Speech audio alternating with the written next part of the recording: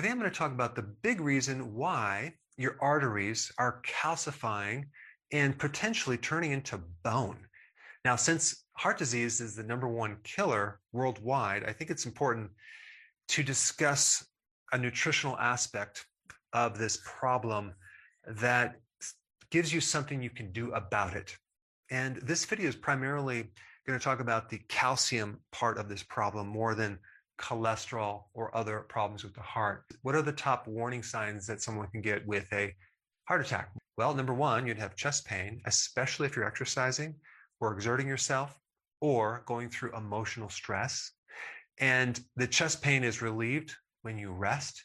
That is a really good indicator that there could be a heart problem. And then we have referred pain to your left shoulder or arm, okay, or even your back or the jaw or this side of your head. Since the heart is slightly on the left side, it can refer to that area right here. All right, #3, heartburn without really having heartburn, okay? So you could have just a burning feeling in your chest that has nothing to do with acid. #4, shortness of breath, especially exercise or climbing stairs. And #5, there is no symptoms. You just drop dead of a heart attack. Now, the big problem with calcium is the hardening of the arteries. And now we lose the elasticity. We don't have the ability to adapt to stress, blood pressure, etc. It just becomes hardened, and that puts a huge stress on the entire body.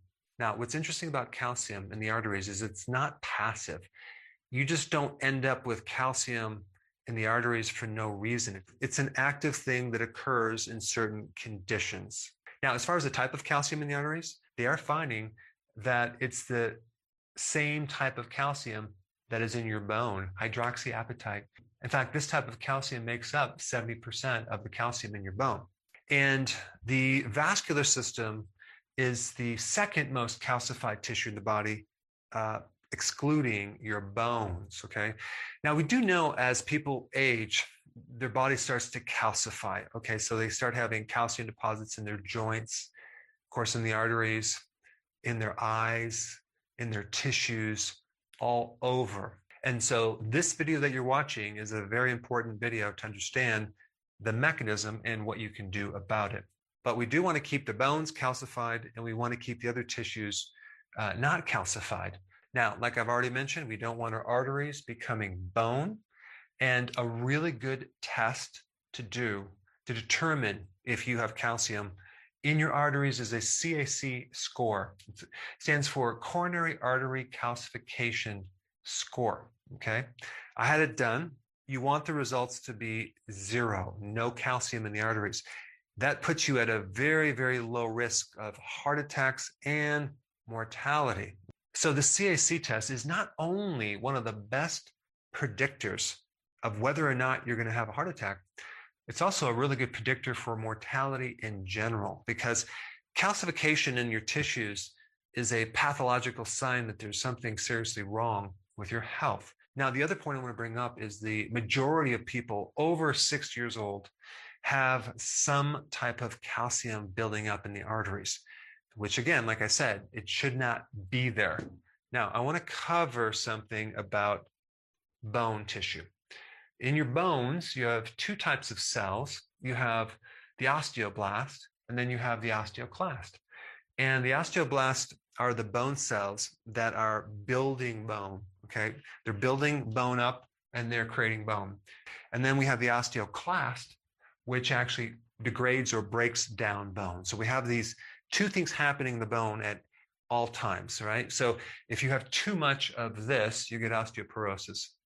And then if you have too much of this in your arteries, especially, you start getting calcification in your bones. Your arteries actually are turning into bone, which is it's just bizarre. And if we're talking about inside your arteries, we're talking about the endothelium, which is the inner tissue of your arteries. There's actually stem cells, okay, in this layer of your artery that are osteogenic. What does that mean, osteogenic? It means that they're capable of producing bone. And so a stem cell is an undifferentiated cell. It's kind of like a blank slate that has the potential to turn into a certain cell, depending on what the body needs.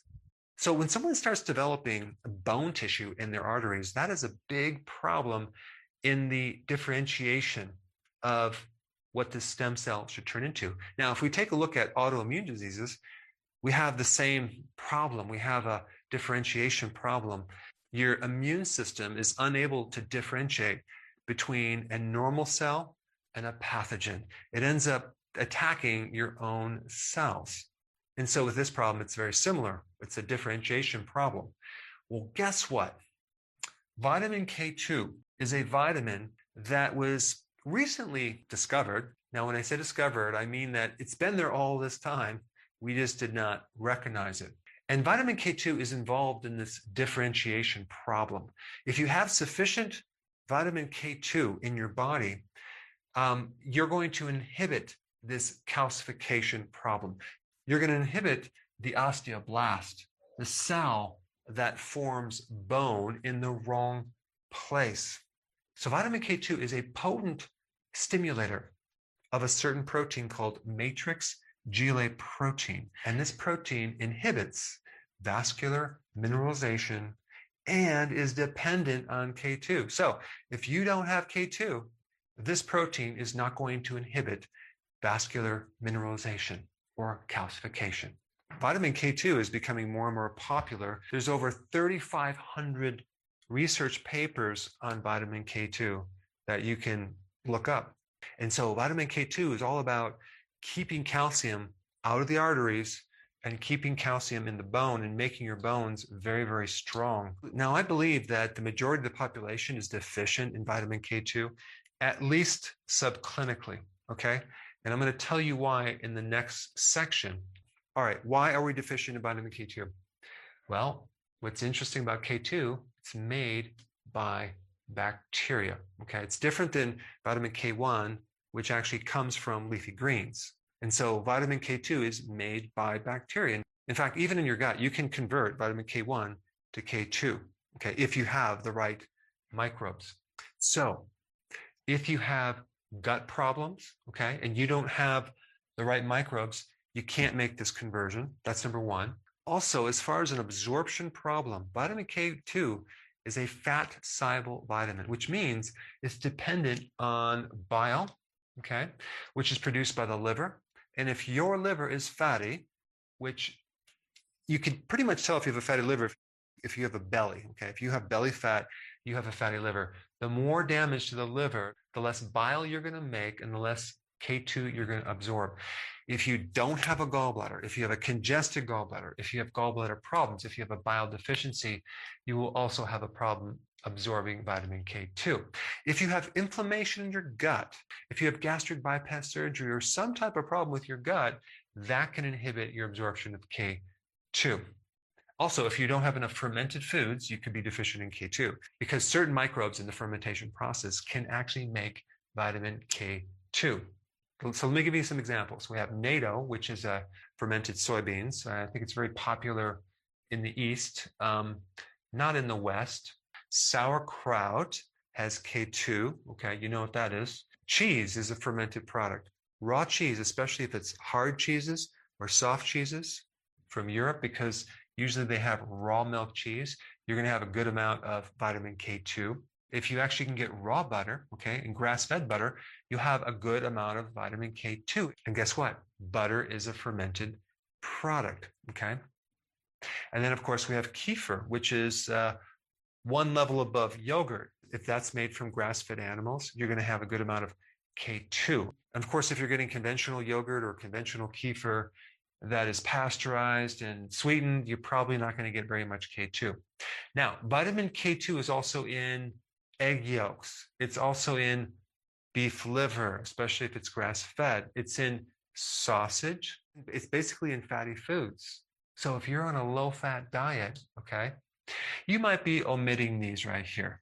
And what's really bizarre to me is take a wild guess what mainstream recommends for cardiovascular disease. Okay, if you guessed a low-fat diet, you are correct. What do they recommend? They recommend fruits, vegetables, grains, at least half whole grains and half refined grains, and they even allow a good amount of added sugars to that diet. And so this is just another one of those examples of finding out what they are telling you to do or what mainstream is telling you to do and do the complete opposite. I mean, even take a look at statin drugs, right? Statin drugs inhibit vitamin K2. And I'll put a research paper down below to back that up. Now, as far as the type of vitamin K2, there's a lot of different types. One type in these foods right here is MK4. But if you get MK4 in a supplement, they make it synthetically. I recommend the natural form of vitamin K2, which is MK7. And I also recommend taking it with vitamin D, okay? Now, as far as the ratios go, if you're taking 10,000 IUs of vitamin D3, you would take 100 micrograms of vitamin K2. One last point about vitamin D that's actually quite interesting. Some people are concerned about the toxicity levels of vitamin D3, right? Well, really the only side effect from taking very large amounts of vitamin D3, I'm talking like several 100,000 IUs of vitamin D3 over a month, okay? The only major complication is hypercalcemia. That means too much calcium in the blood. Well, guess what vitamin K2 does? It helps to keep the calcium out of the arteries and in the bone. That's why I recommend taking them together. And on that note, I think you might find it interesting in this next video on vitamin D toxicity. Check it out.